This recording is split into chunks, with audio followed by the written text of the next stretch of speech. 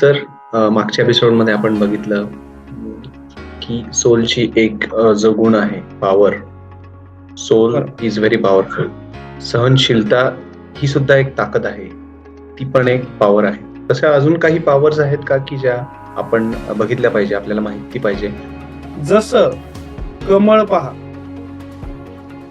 चिखलात असूनही त्याचा परिणाम त्याच्या पानांवर कधीच होत नसतो. तो त्यामध्ये राहून पण डिटॅच राहतो. साक्षी राहणे म्हणजेच काय, तर डिटॅच राहणे. तर डिटॅच राहण्याची ही पण शक्ती आत्म्यामध्ये असते. नमस्कार गणेश सर. नमस्ते. सर्व व्ह्युअर्सलाही नमस्कार. हॅपी सोल्सच्या या 6व्या एपिसोडमध्ये सगळ्यांचं मी स्वागत करतो. सर, मागच्या एपिसोडमध्ये आपण बघितलं की सोलची एक जो गुण आहे पॉवर. सोल बरोबर. Is very powerful. यामध्ये आपण बघितलं सहनशीलता ही सुद्धा एक ताकद आहे. ती पण एक पॉवर आहे. तर ह्याला काही आपण म्हणतो ना की व्हर्टिकल आणि हॉरिझॉन्टल असतं. तशा अजून काही पॉवर्स आहेत का की ज्या आपण बघितल्या पाहिजे, आपल्याला माहिती पाहिजे आणि त्यांचा आपला दैनंदिन जीवनात आपण कसा उपयोग करू शकतो? निश्चित सर. जसं आपण पॉवर म्हणजे सोलचे आत्म्याचे आपण गुणधर्म पाहत आहोत. त्यातला एक गुणधर्म वाचू, शक्ती स्वरूप. हा आत्मा हा शक्ती स्वरूप असतो. इनबॉर्न शक्ती स्वरूप असतो. मग त्यातला आपण एक गुणधर्म पाहिला होता की सहन करण्याची शक्ती. मग आत्म्याचे अजून कुठले कुठले गुणधर्म आहेत शक्ती स्वरूपामधले? शक्ती स्वरूपामध्ये कुठल्या कुठल्या शक्ती आत्म्याकडे आहेत? तर सगळ्यात महत्वाची अजून एक शक्ती जी आहे ती साक्षी राहण्याची शक्ती आहे. ज्यामध्ये आपण स्वतःला साक्षी भावामध्ये ठेवू शकतो. साक्षी राहणे याचा अर्थ काय आहे? तर जसं कमळ पहा, चिखलात असूनही त्याचा परिणाम त्याच्या पानांवर कधीच होत नसतो. तो त्यामध्ये राहून पण डिटॅच राहतो. साक्षी राहणे म्हणजेच काय, तर डिटॅच राहणे. तर डिटॅच राहण्याची ही पण शक्ती आत्म्यामध्ये असते. सो ही एक महत्वाची शक्ती. ज्या सोलला डिटॅच राहता येईल, डिटॅचमेंट्स म्हणजे साक्षी राहणं. मग साक्षी कशापासून राहायचंय? तर सगळ्यात महत्वाचं, मी हे शरीर नाहीये. म्हणजे मी ह्या शरीरापासून डिटॅच झालो. First thing. मग हळूहळू बाकीच्या गोष्टी आहेत. आपलं जे दैनंदिन जीवनामध्ये कार्य चालू आहेत, आपल्या अवतीभोवती जे काही रिलेटिव्हज आहेत, आपल्या अवतीभोवती जे काही नातेसंबंध आहेत, आपल्या अवतीभोवती जी काही परिस्थिती चालू आहे, आपल्या अवतीभोवती ज्या काही घटना घडत आहेत, त्या घटनांमध्ये जे काही प्रसंग असतील, त्या प्रसंगांकडे, त्या घटनांकडे किंवा त्या पात्रांकडे आपण साक्षी होऊन पाहणे, डिटॅच होऊन पाहणे, ही पण एक आत्म्याची शक्ती आहे. आणि ज्या आत्म्याला ही शक्ती डिटॅच होऊन पाहणे म्हणजे, सॉरी तुम्हाला डिस्टर्ब केलं. येस. डिटॅच होऊन पाहणे म्हणजे इमोशनल लेस का सर? इमोशनलेस काय म्हणजे थोडंसं नाही, हे दोन्ही एक्सप्लोर पण करण्याचं एक्सप्लेन करा. आपल्याकडे वेगळ्या पद्धतीने घेतल्या जातात दोन्ही पण गोष्टी. डिटॅचमेंटचा अर्थ हा इमोशन लेस घेतला जातो.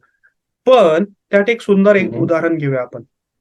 सी, हम्म, डिटॅचमेंट आणि इमोशन्स याचा संबंध असा नाहीये की डिटॅच असणं म्हणजे हम्म, तो माणूस हा पूर्णपणे त्याला कुठल्याही भावना नाहीयेत, असा अर्थ नाहीये. या दोन्हींमध्ये गल्लत करतोय. हम्म, जसं पहा, आपण एखाद्या हम्म, हॉस्पिटलमध्ये एखादा पेशंट असतो ऍडमिट. त्या पेशंट जवळ हम्म, एखादा आपण नातेवाईक ठेवतो. ओके. हम्म, सो तो नातेवाईक जो असतो, त्या नातेवाईकाला ज्यावेळेस त्या पेशंटला कुठली औषध द्यायचं असतं किंवा कुठल्याही गोष्टी द्यायच्या असतात किंवा त्याची काळजी घ्यायची असते. ओके. हम्म. तर आपण कुठला तिथं नातेवाईक ठेवतो बरं साधारण? जो ते औषध वेळेवर देऊ शकेल, जरी नाही, म्हणजे त्या माणसाकडनं काही रेजिस्टन्स आला, पेशंटकडनं काही रेजिस्टन्स आला तरी पण. नाही. तिथे आपण असा स्ट्रॉंग व्यक्ती ठेवतो की त्या परिस्थितीचा त्या नातेवाईकावर परिणाम न होता तो त्या पेशंटला बुस्टअप करू शकेल. बरोबर. म्हणजे तो काय करतोय, त्या परिस्थितीचा परिणाम स्वतःवर न होऊन देता डिटॅच होऊन त्या पेशंटला बुस्टअप करतोय. मग त्याची काळजी नाही, तिथे भावना नाहीत का त्याला? हम्म, येतंय लक्षात? म्हणजे काय, की भावना असणं डेफिनेटली गरजेचं आहे. पण त्याच्यात कुठलीही इन्व्हॉल्वमेंट न राहता आपल्याला गाईड करता आलं पाहिजे, किंवा आपण त्यात स्वतः इन्व्हॉल्व न होऊनही, असूनही नसल्यासारखं, दॅट इज डिटॅचमेंट. म्हणजे जसं आपण लहान मुलाला पहा, किंवा कुठल्याही गोष्टीमध्ये ज्यावेळेस कुठलीही गोष्ट घटना गाईड करतो, जसं दुसऱ्याला आपण गाईड करत असतो, तसंच स्वतःच्या बाबतीत पण आपण स्वतःला डिटॅच होऊन पाहता आलं पाहिजे. त्याचा आणि भावना नसणं असा कुठलीही गल्लत नाहीये,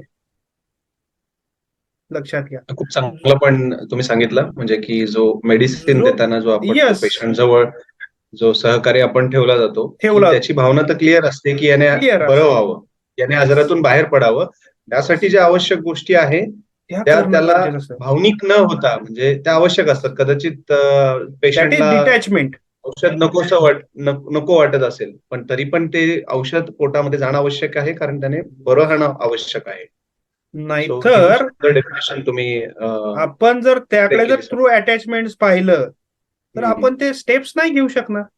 करेक्ट करेक्ट. सो त्यामुळे तिथे कुठलाही आपण नातेवाईक ठेवतो आणि स्ट्रॉंग नातेवाईक ठेवतो, जो बुस्टअप करू शकेल, त्या परिस्थितीत स्वतःवर प्रभाव न होता त्याला डिटॅच होऊन त्याला गाईड करू शकेल. That is detachment. डिटॅचमेंट सांगितली, आणि अजून अजून तुम्ही दुसरं काय म्हणाले? म्हणजे डिटॅचमेंट बरोबर साक्षी होणे. डिटॅच म्हणजे साक्षी होणे, थर्ड साक्षी पर्सन होऊन. म्हणून पाहणे. पण ही पॉवर कसं काय मग? साक्षी होऊन पाहणे ही हाऊ इट इज पॉवर? त्याचा येस, पॉवरचा काय संबंध, म्हणजे शक्तीचा काय संबंध? सी ही एक शक्तीच झाली. तिथे मी शब्द वापरला, कुठला पर्सन ठेवला, पण स्ट्रॉंग पर्सन ठेवला. Strong is nothing but, in what sense, की हे वे मध्ये ज्याचा किंवा मग rules मध्ये. बाह्य परिस्थितीचा स्वतःच्या भावनांवर परिणाम होऊन देत नाहीये. म्हणजेच ही एक प्रकारची काय झाली, शक्तीच झाली ना. शक्तीच झाली. आलं लक्षात? ती शक्तीच झाली. ती शक्ती असल्यामुळे तो तिथे जाऊन त्या पर्सनची काळजी घेत आहे, बरोबर. किंवा त्याच्याही पलीकडे जाऊन ज्या डॉक्टर्स एखाद्याचं ऑपरेशन करतात, येस, ते साक्षी होऊन करतात. बरोबर. ते याचा अर्थ त्यांना काळजी नाही का? काळजी आहे ना, 100% आहे. 100% काळजी आहे. याचा अर्थ त्यांना भावना नाही आहेत का? 100% भावना आहेत. पण ते साक्षी होऊन तिथे डिटॅच होऊन करतात, म्हणून ते योग्य न्याय देऊ शकतात त्या सर्जरीला.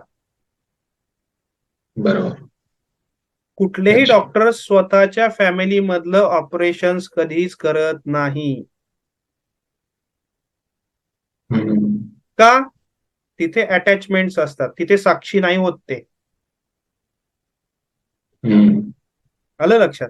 म्हणजे तिथं डिटॅच नसतात ते.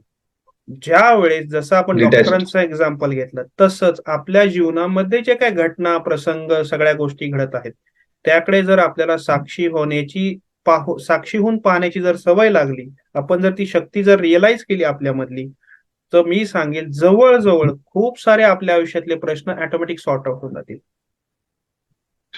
जर डॉक्टरांना फॅमिली मेंबर्स कडे बघताना चॅलेंज येत आहे, म्हणजे आपण असं कन्सिडर करतो त्या एक्झाम्पल मधलं, तर मग माणसाला म्हणजे दुसरा फॅमिली मेंबर कडे साक्षी भावाने, घरातल्या जवळचा आहे, एकदम प्रिय व्यक्ती आहे, त्याच्याकडे साक्षी भाव अटॅच होऊन आपण बघतो. बरोबर. ऑब्व्हियसली आपण स्वतःला पण तेवढेच अटॅच असतो. त्याच्याकडे कसं आपण साक्षी भावाने बघायचं, ही अगेन थोडीशी किंवा प्रॅक्टिस ही आहे. शक्ती कशी वापरायची? येस, ही अगेन थोडीशी प्रॅक्टिस आहे. तुम्ही हळूहळू डेव्हलप करू शकता. हे पहा, अगेन आपण थोडंसं एक्झाम्पल घेऊया, की ज्या वेळेस जसं एखाद्याला आपण कळत असतं की याच्यामध्ये आता याला पेन होणार आहे एखाद्या जर्नीमध्ये, बट त्या पेनचं फ्रूट पुढे चांगलं होणार आहे, समथिंग चांगलं फ्रूट मिळणार आहे. त्या जर्नीमधून आपण जातोच, बरोबर. आणि ते जाताना अगेन तिथे हा आपण साक्षीभाव वापरत असतो. आणि साक्षीभाव पहा ना, तुम्ही मला सांगा, कुठलीही गोष्ट एखाद्याच्या बाबतीत काहीतरी घटना घडली, आपण किती इझिली म्हणतो, साक्षीभावाने आपण पाहत असतो, म्हणून म्हणतो अरे लेट गो कर, गोष्ट काय कर, लेट गो कर. लेट गो कर. Let go is also power. Let go पण हे काय पॉवरच आहे. लेट गो करण्याची बरोबर. क्षमता, हम्म. कुठल्याही गोष्टीला लेट गो करण्याची क्षमता, सोडून दे, हे कधी आपण त्याला सांगू शकतो? ज्यावेळेस त्या घटनेकडे आपण स्वतः इन्व्हॉल्व नाहीत, म्हणजे थर्ड पर्सन म्हणून पाहतोय. आता हीच प्रॅक्टिस त्रयस्थ म्हणून बघतो. येस, हीच प्रॅक्टिस आपण स्वतःसाठी पण करू शकतो. म्हणजे आपण केलेल्या प्रत्येक गोष्टीकडे एक त्रयस्थ येस, व्यक्तिमत्व म्हणून बघायचं, की बघायचं. जेणेकरून आपल्याला आपण बरोबर आहे की चुकीचं आहे ते तर येस, आणि कसं म्हणतात ना ते की स्वतःचं मन हे सगळ्यात मोठं सुप्रीम कोर्ट आहे. आपल्याला बरोबर. अंतर्गत माहिती असते की आपण बरोबर केलंय का येस चुकीचं केलंय. येस येस येस येस 99.9% आपल्याला त्याची कल्पना असते की येस. आपण बरोबर आहोत, चुकीचं आहे. आणि खूप छान एक्सप्लेन केलं सर. एकदा की साक्षी होण्याची क्षमता आपल्यात आली की पॉवर टू लेट गो आपोआप जनरेट होते. अच्छा, मग साक्षीतनं power to let go. Yes, सोडून देण्याची क्षमता. जी काय घटना घडली आहे, जो कोणी पर्सन आपल्याशी वागला आहे, कारण की आपण हे पहा ना, दुसऱ्याला सल्ला देणं किती सोपं असतं आपल्याला. अरे दे ना सोडून, एवढं काय अडकून बसलाय त्यामध्ये. आणि बरोबर. तीच घटना स्वतःसोबत घडली तर हम्म. आपण तिला प्रोलॉंग करतो.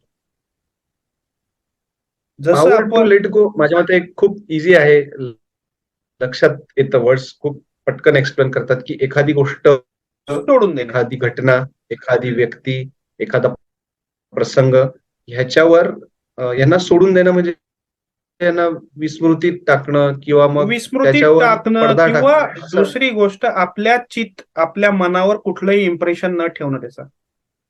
सगळ्यात महत्वाची पॉइंट. बरेच लोक सर पण म्हणतात हे इग्नोर करतात, इग्नोर हे न जे करणं. तुम्ही सांगितलं आहे हे समजतं पटकन, हे समजतं खूप छान.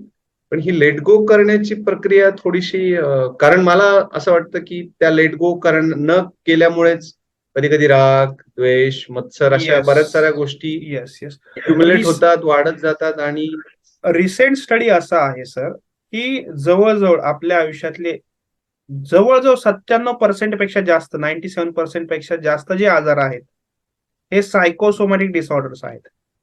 सायकोसोमॅटिक म्हणजे याचा अर्थ काय की आपल्या आयुष्यात कुठल्या तरी घटना घडलेल्या असतात, कुठल्या तरी व्यक्ती आलेल्या असतात, ते काहीतरी वागलेले असतात, आणि त्या घटना, त्या व्यक्ती आपण आपल्या आयुष्यामध्ये पकडून ठेवतो आपल्या माइंडमध्ये फॉर अ सर्टन पिरियड. बरं सर, एकदम सोप्या हिशोबाने, एकदम सोप्या पद्धतीने एखादी गोष्ट लेट गो करायची आहे तर ती कशी? म्हणजे सगळ्यात बेस्ट एक्झाम्पल म्हणजे आपल्याला आपल्या शाळेमध्ये सर लोकांनी किंवा मग गुरुजनांनी आपल्याला सगळ्यांसमोर शिक्षा वगैरे केलेली असते, ती गोष्ट आपण धरून ठेवतो. त्याचा आपल्याला डेफिनेटली फायदा झालेला आहे हे पण कळतं, बरोबर. पण तरी पण आपण ती धरून ठेवतो बुवा. किंवा मग एखादा जुना मित्र असेल, येस येस. सगळ्यात महत्वाचं समजून घेणं गरजेचं आहे सर इथे, की जसं मी मगाशी सांगितलं की 97% डिसऑर्डर्स जे आहेत ते लेट गो न केल्यामुळे आहेत. आपल्याकडे धारणा काय आहे, लेट गो केल्यामुळे समोरच्याचा फायदा आहे काय, किंवा समोरच्यासाठी आपण लेट गो करतो काय, पहिलं समजून घेणं गरजेचं आहे. किंवा मग आपला म्हणजे कमीपणा आहे का तो? येस, आपण जे लेट गो करत आहोत ते स्वतःसाठी करत आहोत, लक्षात घ्या. हे समजून घेणं गरजेचं आहे. लेट गो केल्यामुळे सगळ्यात जास्त फायदा कोणाचा होणार आहे, तो आपला होणार आहे.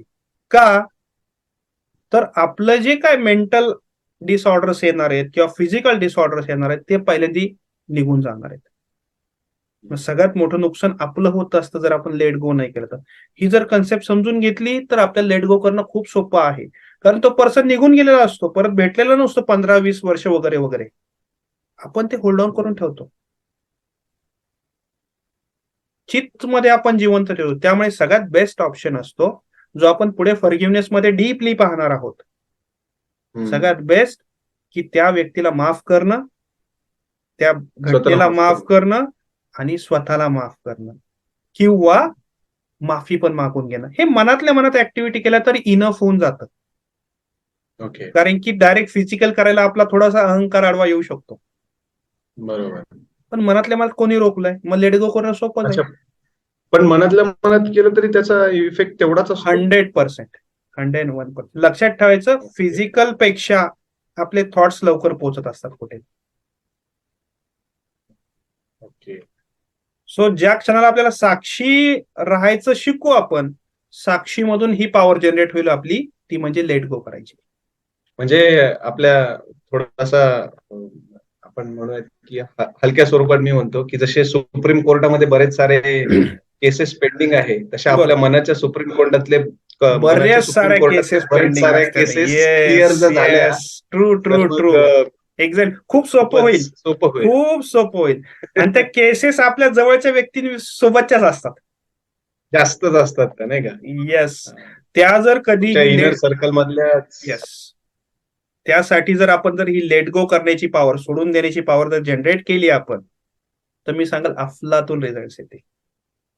आणि हे जाऊन आपल्याला सगळ्यात महत्वाचं म्हणजे कोणाला एक्सप्लेन पण करायचं नाही, कोणाला सांगायचं पण नाहीये. फक्त येस आपल्याला आपल्याला माहिती पाहिजे येस येस. की पण त्यासाठी तुम्हाला साक्षी भावाने पाहता आलं पाहिजे सगळ्या परिस्थितीकडे, सगळ्या लोकांकडे, स्वतःकडे. ही थोडीशी आर्ट डेव्हलप करावी लागते. आणि ती ऑलरेडी सोलमध्ये पॉवर आहे. पण गेल्या 20-25 वर्षामध्ये आपण त्रयस्थ होऊन पाहायचंच विसरून गेलोय सगळ्या गोष्टींकडे. महात्मा मी मी आणि गांधी तर 100 माझं, वर्षापूर्वी सांगितलंय. मी आणि माझं यामध्येच आपण अडकलोय. महात्मा गांधींनी 100 वर्षापूर्वीच सांगितलंय की be the change you want to see in the world. Yes म्हणजे त्याची सुरुवात याच्यापासून करू शकतो आपण की येस. दुसऱ्यांनी लेट गो करणं अपेक्षित असेल तर आपण स्वतः लेट गो करणं इम्पॉर्टंट. सगळ्यात महत्वाचं परत एकदा मी रिपीट करतोय, लेट गो आपण त्याच्यासाठी नाही करत आहोत. लेट गो हे आपण स्वतःला माफ करत आहोत. लक्षात ठेवा, जर स्वतःसाठी. आपण जर लेट गो केलं तर आपण आपल्यावर दया दाखवत आहोत, नाहीतर पुढे जाऊन आपलं आयुष्य डिस्टर्ब होणार आहे, हे लक्षात घ्या. हे समजून घेणं गरजेचं आहे. हे खूप महत्वाचं आहे. लेट गो करून आपण दुसऱ्यावर कुठल्याही प्रकारचा उपकार वगैरे करत नाही आहोत. त्याला काही फरक पडणार नाही, कारण त्याच्या कर्माचे फळ त्याला मिळणार आहेत. लक्षात घ्या, जे काय असतील ते मिळणारच आहे. बट त्याला लेट गो न केल्यामुळे आपलं खूप मोठं नुकसान होणार आहे. हे जर समजून बरोबर. घेतलं तर कुठलीही गोष्ट कितीही मोठी असू द्या, तुम्ही आपण चुटकीसरशी लेट गो करू शकतो. सो लेट गो करण्याची पॉवर, क्षमता डेव्हलप करणं खूप गरजेचं आहे. आणि ज्या व्यक्तीला लेट गो करता आलं, लाईफ खूप सोपं झालं. तो प्रेझेंट मध्ये जगू शकतो. लक्षात ठेवा, नाहीतर बराचसा काळ हा पास्ट मध्ये जातो, भूतकाळात जातो. वेस्टेज थॉट्स मध्ये जातो. येस. आणि वर्तमान काळ जगण्याचा आपण विसरून जातो. सो म्हणजे आपण शक्तीला जिथनं सुरुवात केली होती तिथं सहनशीलता बघितली. सहनशीलतेतनं आपल्याला लक्षात आलं की आपण स्वतःकडे साक्षी भावाने बघण्याची गरज असते. साक्षी भावाने एकदा साक्षी बघायला भावाने म्हणजेच काय, लागलं. विड्रॉ करणे, पण परिस्थितीतून स्वतःला विड्रॉ करून घेणे. डिटॅच हो. येस, डिटॅच होऊन. करेक्ट. आणि मग त्यातून तुमच्याकडे आणि पॉवर detached जनरेट होते. हे जमल्यानंतर मग आपण लेट गोची पॉवर. लेट गो करण्याची. आणि वन्स लेट गोची पॉवर जनरेट झाली का मग सहनशक्ती जनरेट होते, पॉवर टू टॉलरेट, आपण जी पहिल्यांदा पाहिली. Power to tolerate. मग आपली सर तुम्ही सहनशक्ती पॉवर टू फेस बद्दल पण थोडस एक्सप्लेन करा की पॉवर टू Yes. फेस म्हणजे काय. म्हणजे बरोबर. याच्याने बरेच सारे सायंटिफिक पण स्टडी झालेले आहेत की काही गोष्टी खूपच सहज असतात. आपण खूप ते अगदी सहज असतात. मोठे मोठे शब्द वापरले जातात, प्रोकास्टिनेशन वगैरे, किंवा मग laziness. Power to face, power to face वर थोडस अजून आपल्याला एक्सप्लेन करा, किंवा मग अजून त्याच्यात कसं बघता येईल, त्याच्याकडे पॉझिटिव्हली सकारात्मक दृष्टीने कसं बघता येईल, बरोबर. की जेणेकरून आपण बॅक टू अवर हॅपी सोल्सचं जे ओरिजिनल नेचर आहे त्याच्याकडे कसं बघता येईल. कारण मला असं बऱ्याच वेळा जाणवतं की खूप साऱ्या गोष्टी फेस करण्यावरनच आपल्याला थोडीशी गडबड होते की आपण हे फेस येस करू येस शकत येस, फेस करू नाही. का त्याच्याकडे शकत कसं जाता येईल, ते Yes. ह्याच लिंक मध्ये आहे की ते अजून काही येस, वेगळं आहे? ह्याच लिंक मध्ये आहे. पहा, लक्षात घ्या, खूप छान पॉइंट तुम्ही मांडला. पॉवर टू फेस म्हणजे कुठलीही गोष्टला आपण जे काय म्हणतो सामोरं जाणं, बरोबर. तिचा जाऊन आपण सामना करणं, थोडक्यात, इन शॉर्ट. Correct correct. आपण कुठल्याही गोष्टीचा सामना का नसतो करत, मला सांगा. पहिली गोष्ट, भीती वाटते आपल्याला, कसली? फेल्युअरची भीती वाटते सगळ्यात फेल्युअरची महत्त्वाची. भीती वाटते, सगळ्यात महत्वाचं. बरोबर. बरोबर.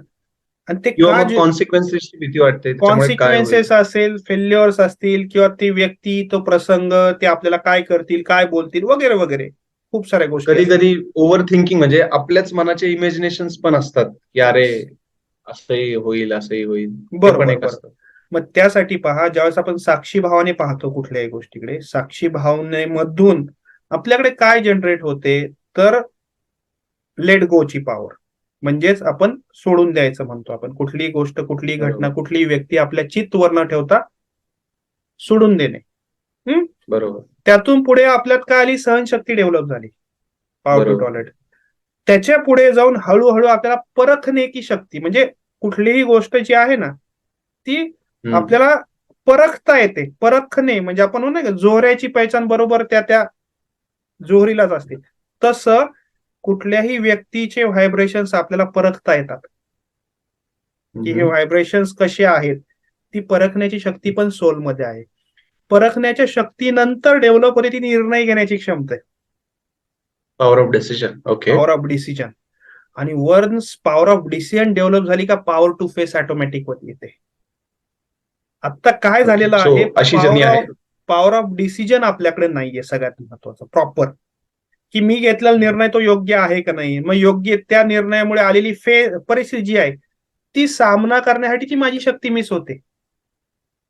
मग मी बाकीच्या विचारांमध्ये पडतो. म्हणजे ही सायकलच आहे एक प्रकारे. यस, ऍब्सोल्युटली सायकल आहे. या सगळ्या पॉवर ऑफ शक्ती सहनशीलता, एकमेकांवर डिपेंड म्हणजे आहेत. Power of patience. Power of patience वरनं आपल्याला येते power of let go. Power of let go वरनं येते आपल्याला power of choice. Power of choice वरनं पॉवर टू मेक डिसिजन. आणि येस, त्याच्यातनं येतं पॉवर टू फेस. हे येस, सर्कलच आहे की एक प्रकारे. एक्झॅक्टली. आणि पॉवर ऑफ फेस म्हणजे मधून हळूहळू एकदा आपण पुढे एक्सपांड गेलो होत. की पॉवर ऑफ कॉपरेशन येतात, सहयोग करण्याची क्षमता, सहयोग, एकमेका सहाय्य करू अवघे वगैरे. धरू ओके. सोपंता. कारण ह्या लिंक आहेत. जोपर्यंत माऊलींनी फारच पुढचं लिहिलं. मी पॉवरफुल जोपर्यंत नसणार आहे सर्व अंगांनी, मी सहयोग नाही देऊ शकणार कोणाला. हम्म. आणि मला जर नाही देऊ दुसऱ्यांना शकत. करेक्ट. सहयोग द्यायचा असेल तर त्यासाठी मी पॉवरफुल पाहिजे. मी पॉवरफुल होण्यासाठी माझ्यात सामना करण्याची शक्ती पाहिजे. मी सामना करण्यासाठी माझी निर्णय क्षमता चांगली पाहिजे. माझी निर्णय क्षमता चांगली असण्यासाठी माझ्या कुठल्याही गोष्टींचे व्हायब्रेशन्स परखण्याची शक्ती चांगली पाहिजे. ती चांगली असण्यासाठी जजमेंट की चॉईस होईल ती. पॉवर ऑफ चॉईस होईल की पॉवर ऑफ जजमेंट होईल ती. पॉवर ऑफ चॉईस म्हणूया, निर्णय क्षमता. परखण्याची power of sorry, choice. Power of choice decision होईल. परखण्याची क्षमता जी आहे ती पॉवर ऑफ जजमेंट पण म्हणू शकतो आपण, की कुठल्याही गोष्टीबद्दल प्रॉपरली आपण एक अनुमान मांडणं. सो दॅट इज परखणे. आणि ते कशावर डिपेंड आहे, अगेन तुमची सहनशीलता किती आहे ती कशावर डिपेंड आहे, तुम्ही लेट गो किती करू शकतात ते कशावर डिपेंड आहे, तुम्ही साक्षी भावाने किती पाहता. आणि या सगळ्यांचा याच्यावर कळस म्हणजे स्वीकाराची जादू. आपण पॉवर ऑफ Yes. ऍक्सेप्टन्स. सगळ्यात महत्वाचं एक लक्षात घ्या, टॉलरन्स. आणि याच्यामध्ये कशामध्ये जी काय आपण परखण्याची शक्ती म्हटलो त्याच्यामध्ये ती power of power of acceptance. Judgement मध्ये. Yes, power of acceptance. त्याला तिथे काय आहे पॉवर ऑफ एक्सेप्टन्स मध्ये सगळ्यात मोठा विषय येतो आपल्या आयुष्यामध्ये. आपण काय करतोय की स्वीकारलेलं नाहीये. मग स्वीकारमध्ये पहा काय काय बरं का, मी स्वतःच्या शरीराला आहे तसं स्वीकारलेलं नाहीये. मी माझ्या अवतीभोवतीच्या परिस्थितीला जसं आहे तसं स्वीकारलेलं नाही. मला जे काही तसं स्वीकारलं भेटलंय पाहिजे. म्हणजे आपण पाहिजे आपलं शरीर आहे तसं स्वीकारलं पाहिजे. आपले 100% रिलेटिव्ह आहे तसे स्वीकारले स्वीकारले पाहिजे. माझा जिथं जन्म झालाय, मला जे माता पिता मिळाले ते मी स्वीकारलं पाहिजे. मला जे भाऊ बहीण मिळाले जसे आहेत तसे मी स्वीकारले पाहिजे. मला जशी पत्नी मिळाली असेल, मला जसे पती मिळाले असेल, जरा मला जसे मुलं मिळाले असेल ते मी आहे तसं स्वीकारणं गरजेचं आहे. स्वीकारून तुम्ही काम करा, पण आपण स्वीकारतच नाहीये. लक्षात घ्या. सी, आपण लाईफ स्टार्ट होते त्याला आपण काय म्हणतो, जन्म म्हणतो. जन्माला इंग्लिशमध्ये काय म्हणतो, बर्थ. बर्थ. आणि लाईफ एंड होते त्याला आपण काय म्हणतो, डेथ. डेथ. सी, बर्थ जो वर्ड आहे तो स्टार्ट विथ लेटर बी आणि डेथ जो वर्ड आहे तो start with letter D. In B and D there is one alphabetical letter in alphabets. तो आहे C. C stands for the choices we made in our life. Okay. आपलं life हे आपल्या चॉईसेसवर depend असतं. मी जर स्वीकार करण्याचा जर चॉईस केला माझ्या आयुष्यामध्ये, हा चॉईस खूप महत्वाचा आहे. जर मी स्वीकार करण्याचा चॉईस जर करू शकलो तर मला काम करणं खूप सोपं आहे. आता राईट नो माझ्याकडून पॉवर ऑफ रिजेक्शन जाते सगळ्यांना, लक्षात घ्या. आणि पॉवर ऑफ रिजेक्शन जी असते ना ती सगळ्यात घातक असते. कुठल्याही सोलला काय हवं असतं बरं, कोणीतरी मला 2 मिनिटं स्वीकारावं, मला माझ्याशी बोलावं, प्रेमाने ऐकावं, वागावं. ही सोलची नरिशमेंट आहे. नरिशमेंट आहे. येस, जसं आपण झाडांना पाणी घालतो याची नरिशमेंट होती, तसं सोलला पण नरिशमेंटची गरज असते. करेक्ट. मग ह्या जवळजवळ 7 ते 8 शक्ती डेव्हलप होतात आपल्यामध्ये, सोलमध्ये. एक आहे पहिली साक्षी भाव, आपण म्हटलो डिटॅच होणं, सोडून देणं, देन टॉलरेट करणं, स्वीकार करणं. स्वीकार केलं की ते टॉलरेट शब्दच येत नाही आपल्या आयुष्यामध्ये, लक्षात ठेवा. लहान मुलाला पहा ना, आई कधी म्हणते का मी याला टॉलरेट करते? ती सहजासहजी स्वीकारलेला असतं तिने. सो टॉलरेट शब्दच येत नाही कधी. जो व्यक्ती सहजासहजी स्वीकार करतो ना, त्याच्या आयुष्यामध्ये टॉलरेट हा शब्दच येत नाही. पहिली गोष्ट, जिथं अस्वीकार असतो तिथं टॉलरेट शब्द येणार.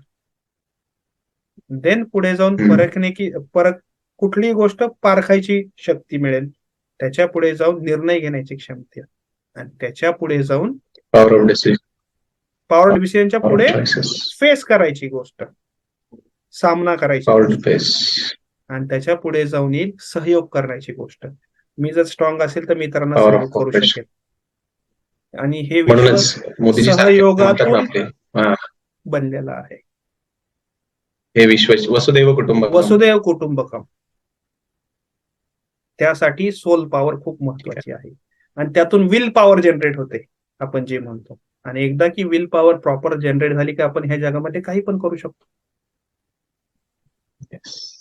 पण त्यासाठी स्टेप 1, आपल्याला स्वतःकडे, सगळ्यांकडे साक्षी भावाने पाहणं शिकणं गरजेचं आहे. आपण सर्वांनी प्रार्थना करूया की सगळ्यांना ही ताकद मिळवा, आणि पुन्हा आपण जी सोलचं जे ओरिजिनल नेचर आहे, शक्ती, त्या शक्ती सगळ्यांना शक्ती स्वरूप असावं. सर, खूप सुंदर होता आजचा. आपण खूप इंडेप्थ गेलो आणि खूप छान वाटलं. So thank you very much for your sharing all information. सगळ्या व्ह्युअर्सला रिक्वेस्ट आहे की तुम्हाला आवडलं असेल तर नक्की सबस्क्राईब करा, लाईक करा आणि फॉरवर्ड करा. तुम्हाला काही क्वेरीज असतील तर आपल्या स्क्रीनवर जो नंबर आहे त्याच्यावर पिंग करा. तुमच्या कमेंट्सची आम्हाला खूपच, म्हणजे एक मोटिवेशन टाईप आहे, इन्स्पिरेशन टाईप आहे, आपल्याला डायरेक्शन सेट करता येते. So again thank you very much. Thank you very much. Thank you.